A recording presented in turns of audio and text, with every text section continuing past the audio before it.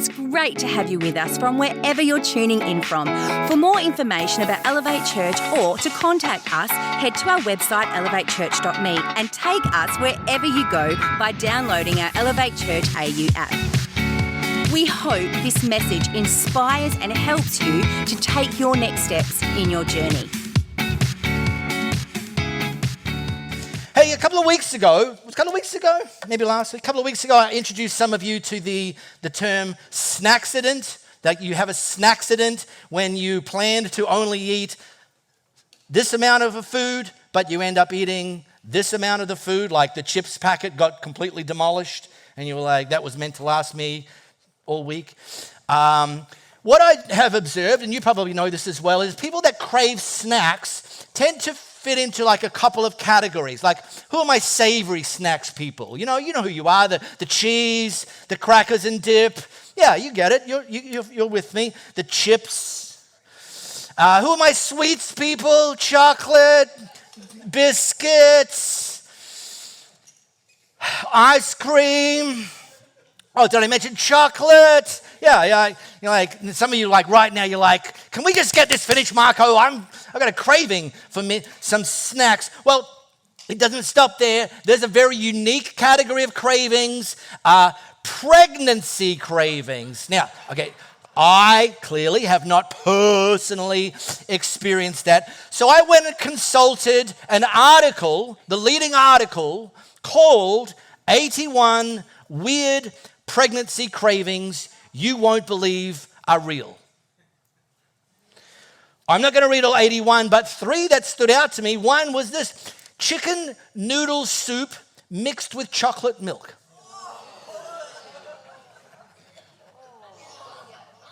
No? All right, okay. Sardines with jam. I'm actually like, I'm not craving that, but I could get through that if I had to. It'd have to be a bet, but and then the third one, minced beef spread on Oreo cookies. No. All right. There is a fourth category of snack cravings. I call it the Elvis Presley category. And Elvis was famous for, in later years, when he was starting to pop some rhinestones off his performing costumes.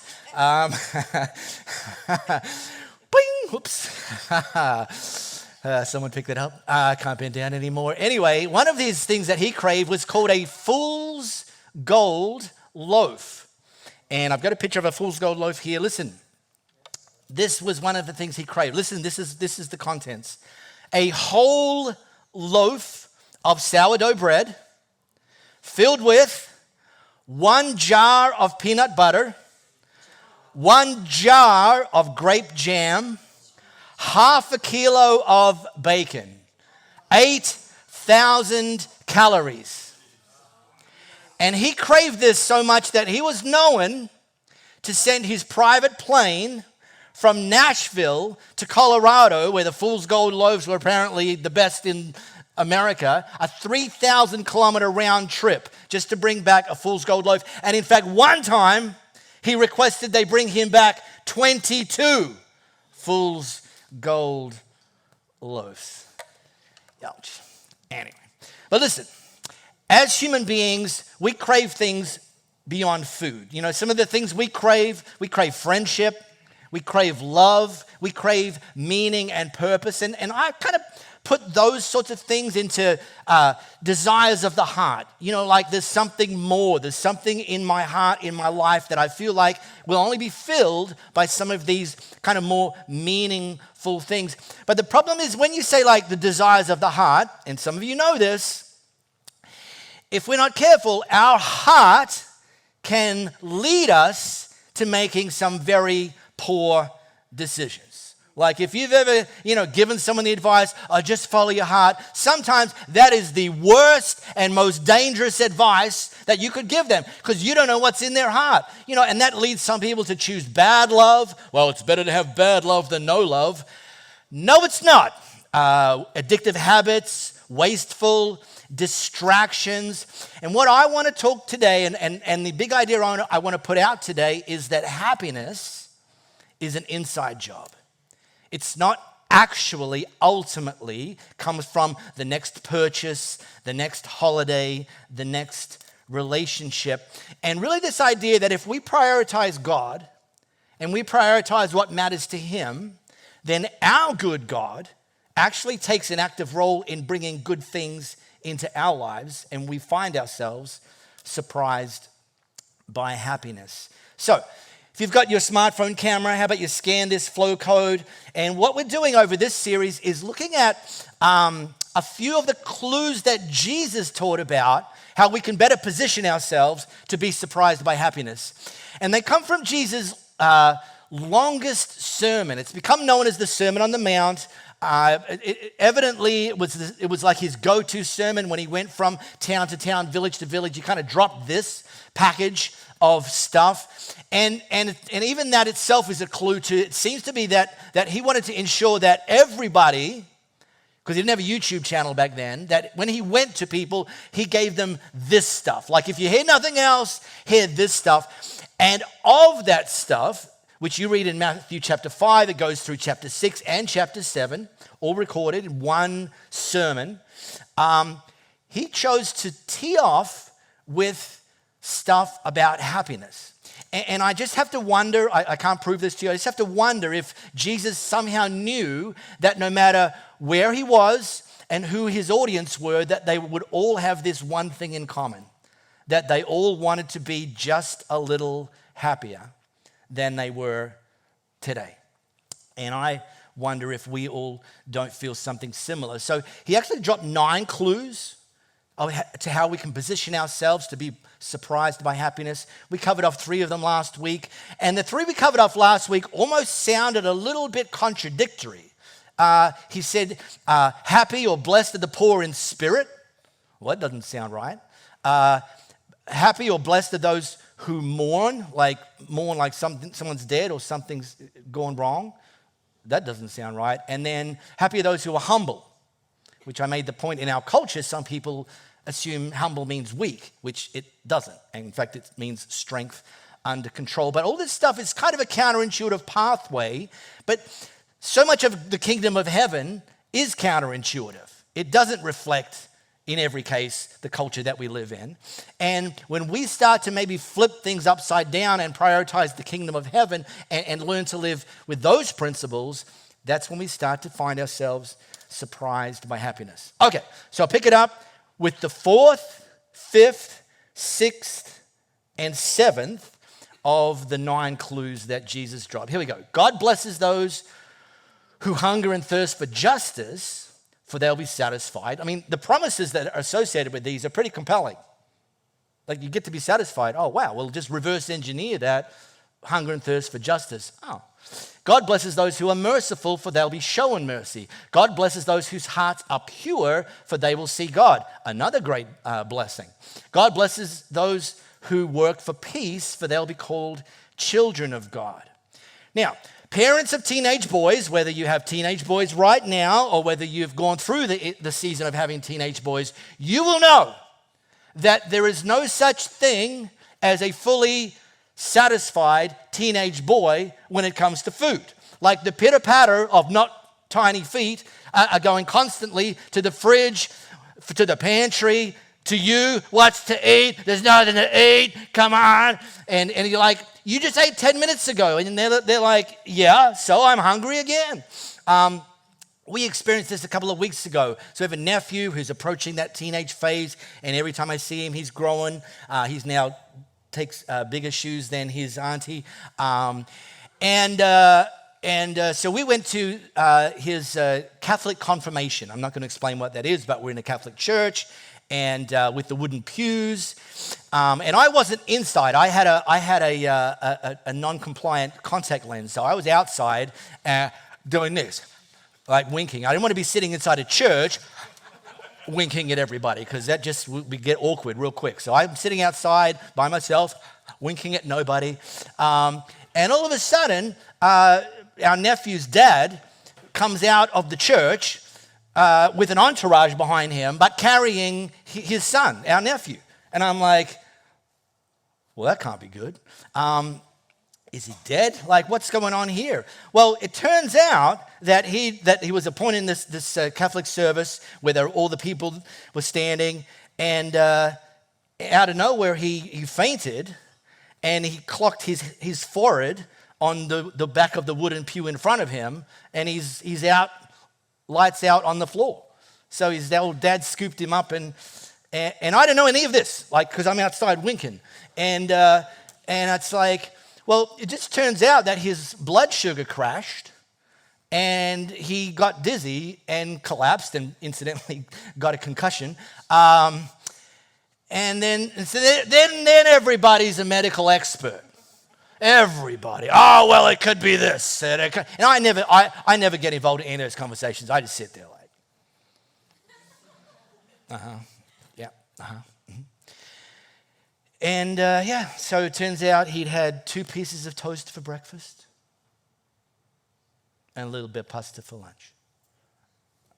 Like, you people understand. Those are snacks, not meals. Anyway. He's okay. Everybody. Oh, yeah. He's not dead. It's fine. Anyway.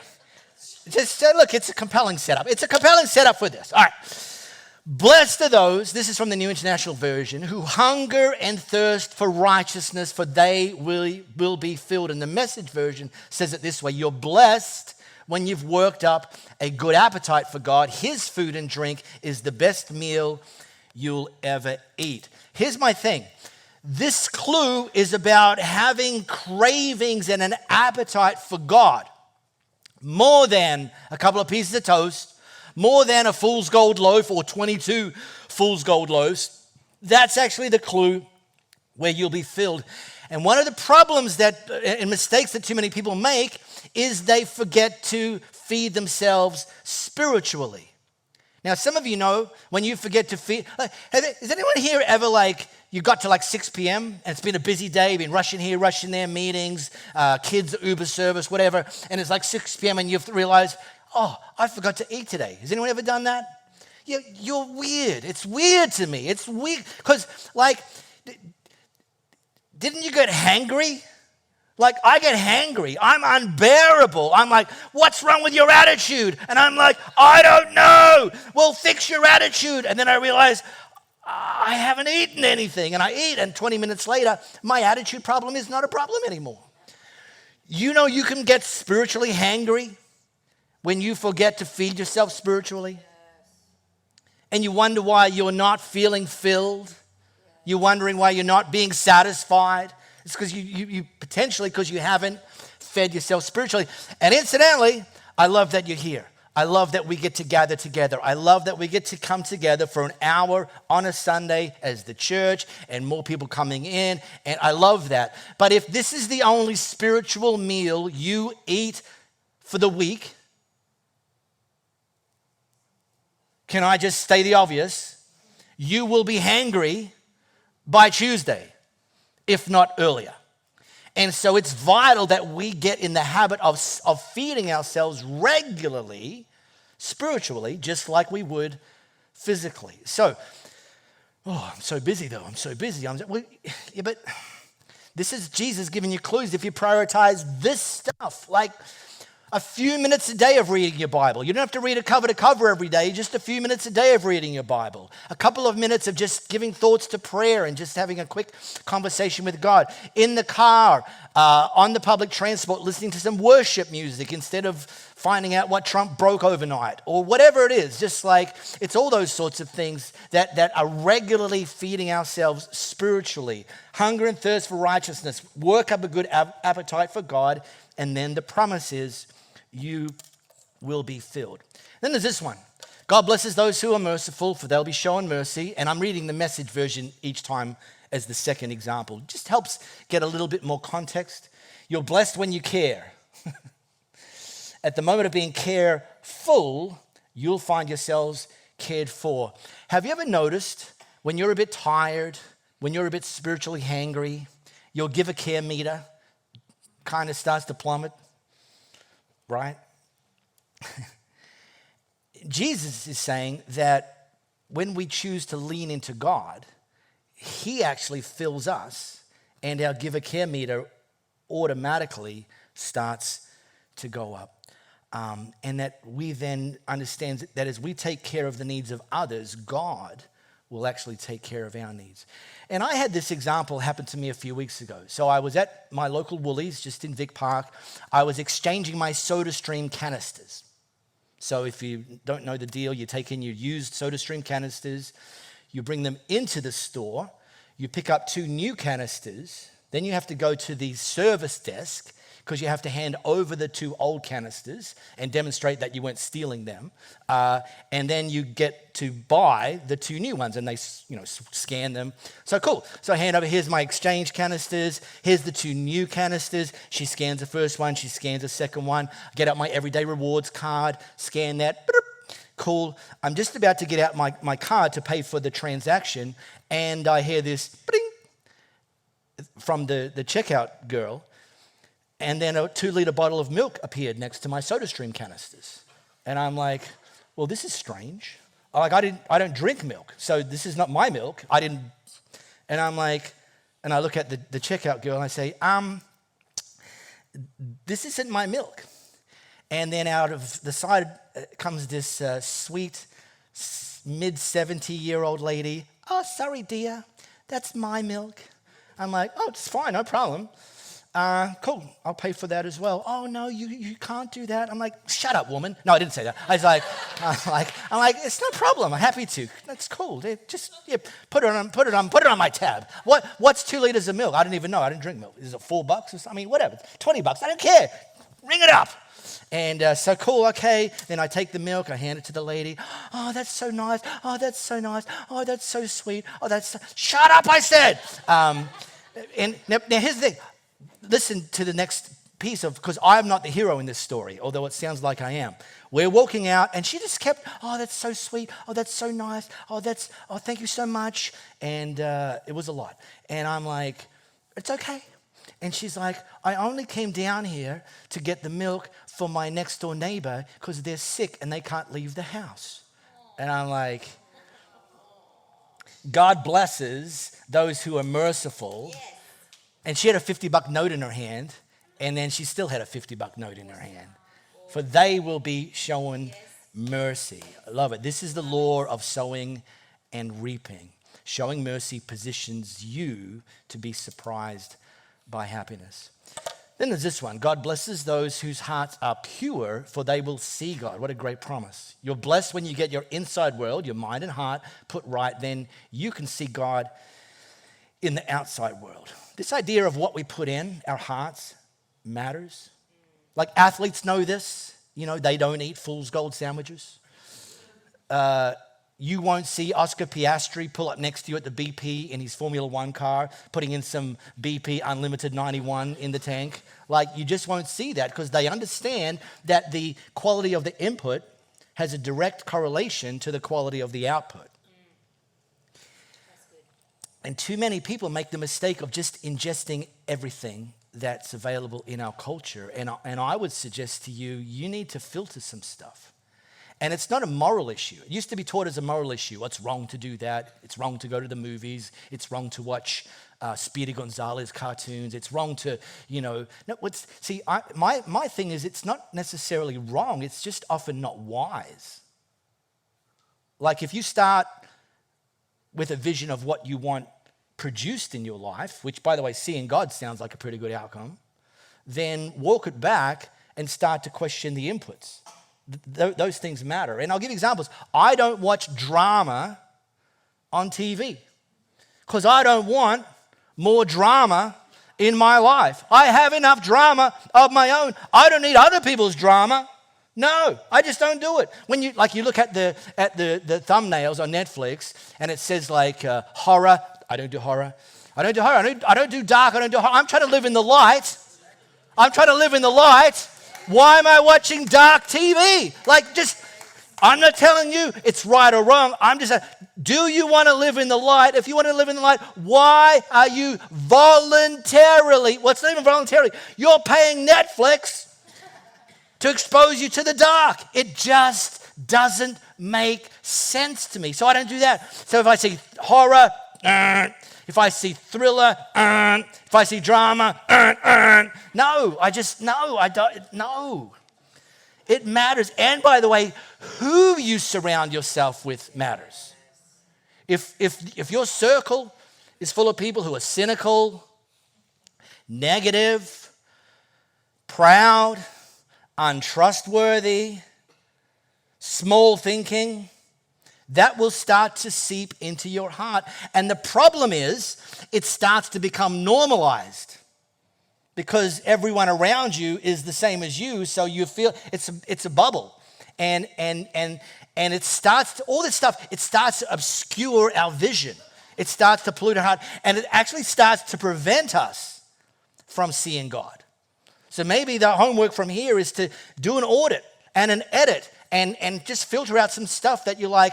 It might be entertaining in the short term, but is it leading you to the sort of life and the sort of outcomes that God wants for you, that ultimately where he wants you to see him working in and through your world? And then there's this final one, and I'm going to go quickly through this.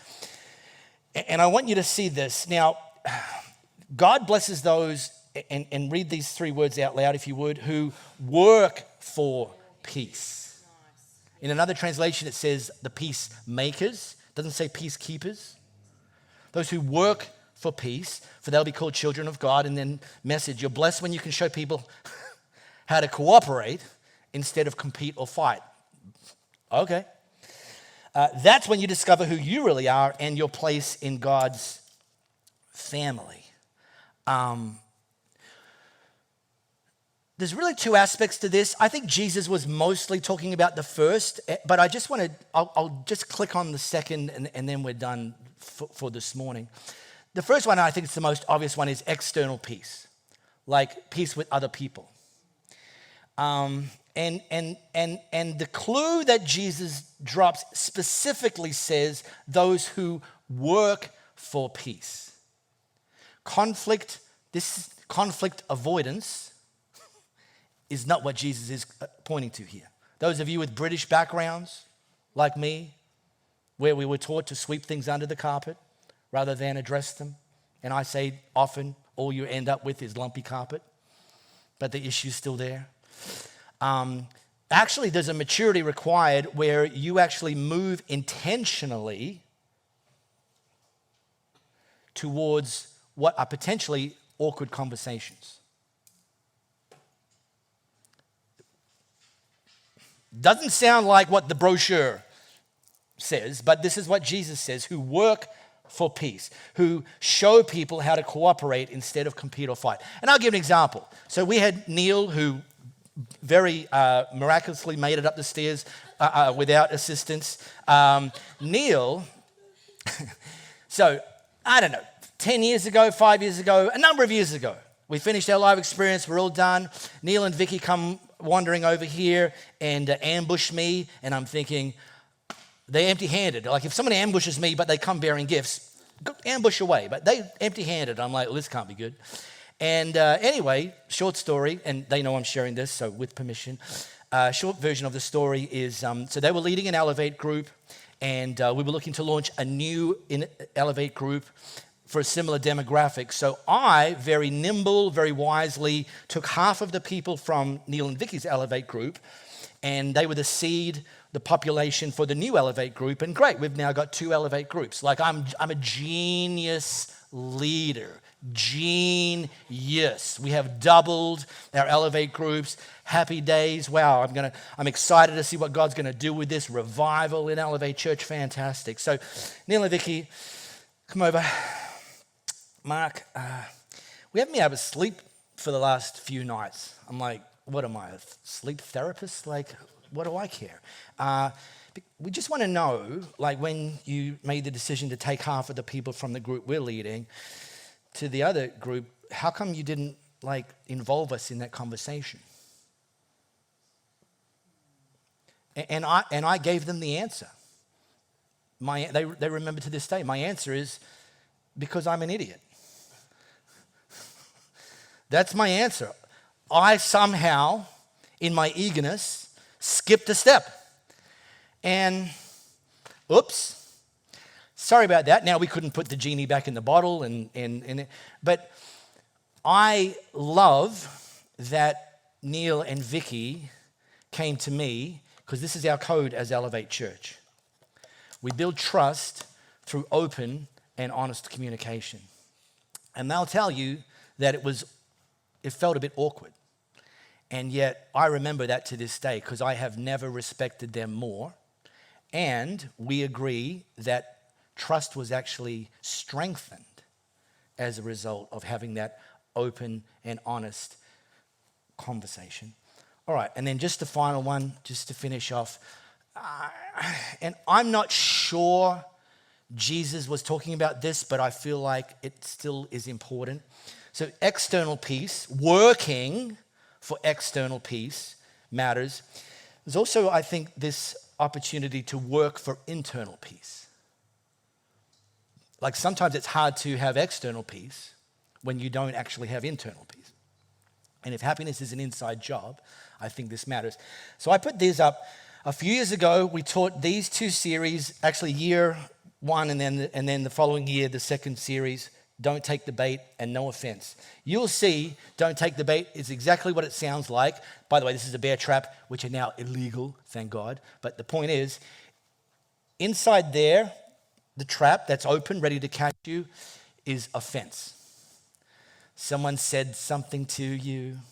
Someone did that thing to you. Someone said something about you. And you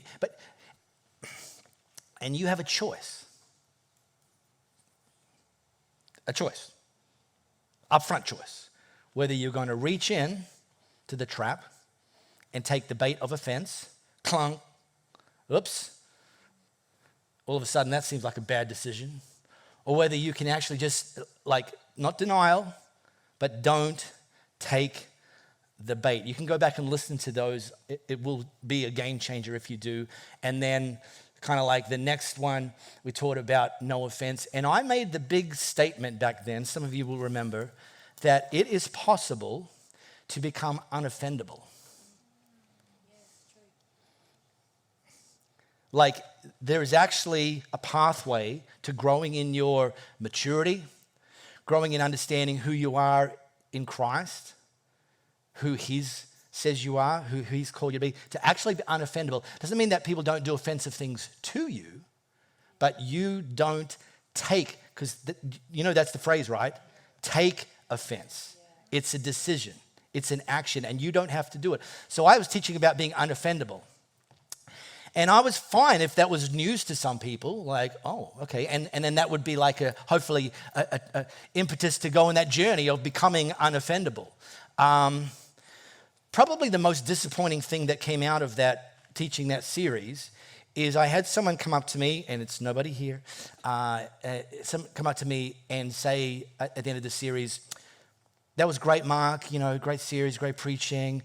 The big idea about becoming unoffendable, you were obviously just being a preacher when you said that. Like it's not possible, but you were just trying to be impressive, get people's attention. Because it's obviously, this is what they said, obviously it's not possible to become unoffendable. And I said, it's not possible to become unoffendable if you believe it's not possible to become unoffendable. But I would tell you I'm pretty unoffendable, and most of my inner circle are pretty unoffendable. Doesn't mean you have an excuse to be offensive.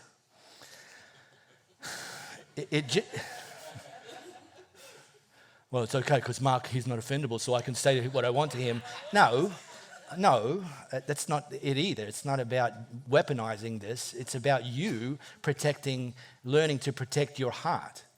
That's what it ultimately comes down to. And I'm just saying it is possible. I'm not saying it's easy, and I'm not saying it's instant, but it's a superpower. Yeah, agreed. And then you don't live out of offense. Paul said that offense is a root in our heart that grows deeper and deeper, and we start to live and produce fruit out of the root of bitterness. And it's not good fruit. Not everything that grows is healthy. We really hope you got a lot out of this message. If you live in the Perth area, we'd love for you to join one of our live experiences. For times and directions, as well as information, head to our website, elevatechurch.me. For those of you beyond the Perth area, we'd love for you to connect with our online experience, which premieres every Sunday via YouTube and Facebook Live, and on demand immediately after. And to partner with us to reach more people by giving financially, head to our website, elevatechurch.me, and also download our Elevate Church AU app.